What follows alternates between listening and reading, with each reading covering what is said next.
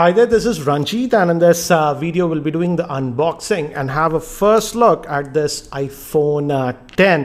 This is not known as the iPhone X. As you can see, nowhere it says iPhone X. It's known as the iPhone 10, not the X. And as you can see, I have the 256GB variant, and this is the Indian unit. As you can see, the price is 1,02,000. So certainly on the expensive side. We also get a 64GB variant that is for 89,000.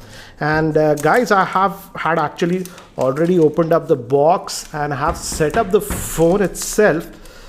In fact, I was stuck yesterday at the airport, so just used it a little bit, took a lot of snaps, so I'll show you that later, but I've repacked it. As you can see, you get that designed by Apple in California, so you get the Apple stickers with this one, small pamphlet that gives you an idea. The biggest difference is the screen and the Face ID. I'll talk about the Face ID because I've used it now for the last 12 hours. I'll share that experience. So you get the SIM ejector tool with this one. So that's what it's warranty and stuff. So let me keep these things to the side for now. And here is the iPhone itself. As you can see, this is the silver variant.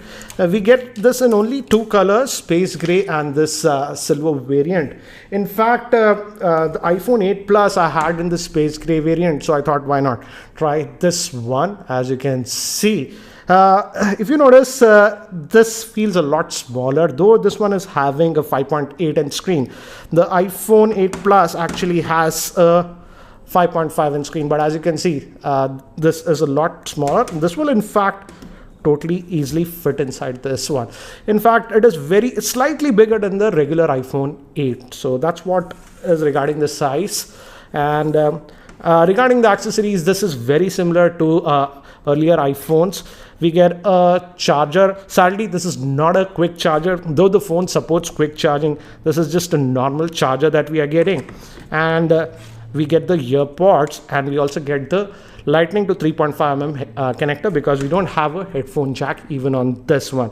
And we also get the Lightning cable. So in terms of accessories, we are not getting anything special with this iPhone X. It's the same as the iPhone 8 or the 8 Plus. So let me keep this to the side and let's bring this. And as you can see, it's just the screen. We don't have any physical buttons because Apple is utilizing Face ID, and I'll show you that. But here, as you can see, the silver variant has the stainless trim.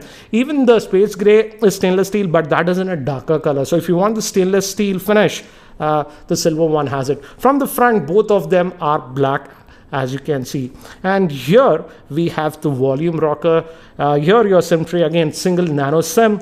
Bottom we have the speaker vent and the Lightning connector, and we have the volume rockers over here and the notification toggle. Again, like the iPhone 8 or the 8 Plus, even the earpiece acts as a speaker, so it gives that stereo effect. So one thing you'll notice is that the power button is a lot bigger on this one.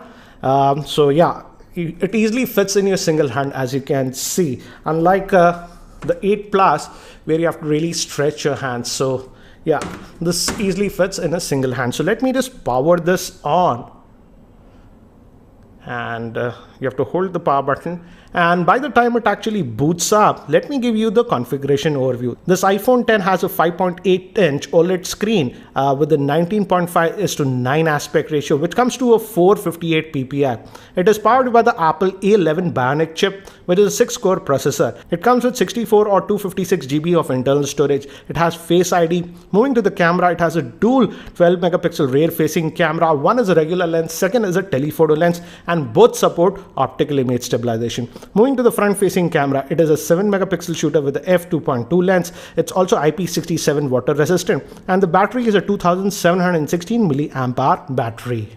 So this is the iPhone 10. Again, as you can see, it's very similar in layout to the regular one, but again, we don't have any home buttons. And to navigate, for example, let's open up Twitter, and you see this notch over here. This has the Face ID stuff, that the IR sensors which make it work. So you get this notch, and yeah, it feels a little bit distracting initially, but after a couple of hours, I almost forgot about it. And another thing is that not all apps actually take use of this full, screen size. Apple is still updating. Developers have to update their apps. For example, if I go to my mail app, as you can see, we have those up and down notches. So that is something that you have to note. Again, that will be solved later on, but most of the Apple apps, as you can see, it's fully there like this. So again, to go back to the home screen, you just swipe like this, it goes back. And you might ask, what about the multitasking? For example, let's say we open this setting and stuff, and for multitasking, actually you just hold it like this and you get to the multitasking tray like this.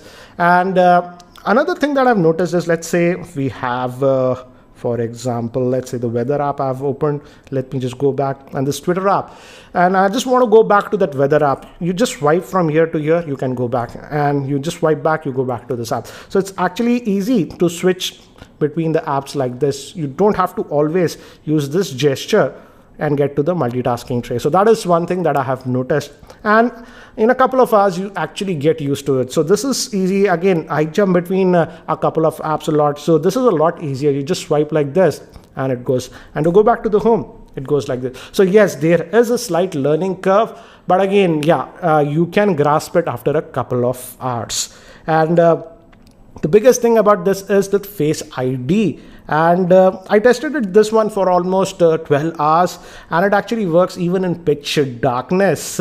For example, this is switched off, and if you just raise your phone, it actually comes like this, and it unlocks like this. And by default, it does not. You have to swipe this to unlock. So if you just look at the phone, it won't unlock. And another thing is that if your eyes are actually closed, it won't work. For example, let's test that. I'll just keep my eyes closed, and let me open it now. So only after I open my eyes, it unlocks. I'll again do a different video regarding Face ID if you guys want, in different scenarios. But even in pitch dark, actually it works. I have to really test how well it works in bright outdoor sunlight conditions. That is the thing that I didn't test.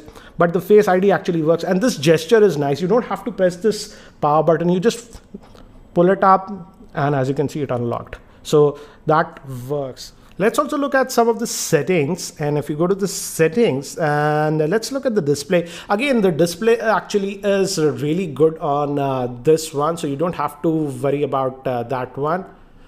And as you can see, the display is really good. It's a OLED screen, and it also has that True Tone option, and you can enable or disable. By default, it is enabled, but if you enable it, and sometimes in indoor lighting conditions, the screen tends to get a little bit on the yellowish side, because that's easier on your eyes. So that is also a toggle over here. And regarding the storage, if you go to general storage, this is the 256 gigabyte variant, and out of that 256, you roughly get about 245 GB. So that is another thing you have to note, because if you are a very heavy user, yeah, the 64 GB variant is there, but that might not be enough.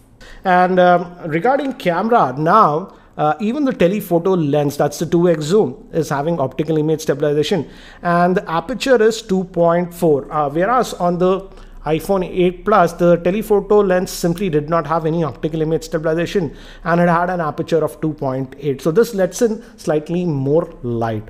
And another thing is that because of this depth camera with the front facing, it can shoot portraits also. In fact, I shot a few. Let me show you. This, as you can see, is the portrait mode. It gets that background blur.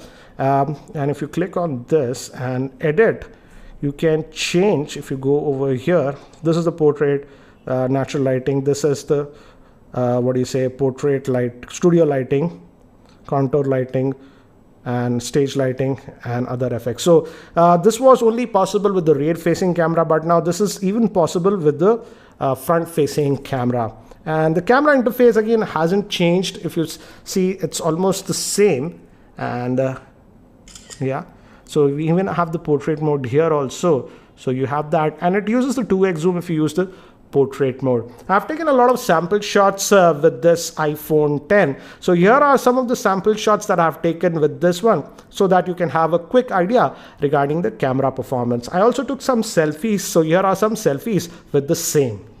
So what do you think about the iPhone 10 And yeah, I will be comparing it with some other phones also. For example, particularly the camera performance with this Pixel 2 XL, because the camera performance on this Pixel 2 XL is actually very good. And I'll be posting my review in about 2 odd weeks or so. But I know quite a few of you might be having a lot of questions regarding this iPhone 10. So do post your questions in the comment section below, and I'll try to post a FAQ video in the next 2-3 days. And if you're still not subscribed to my YouTube channel, hit that subscribe button. Thanks for watching. This is Ranjit, and I hope to see you in my next video.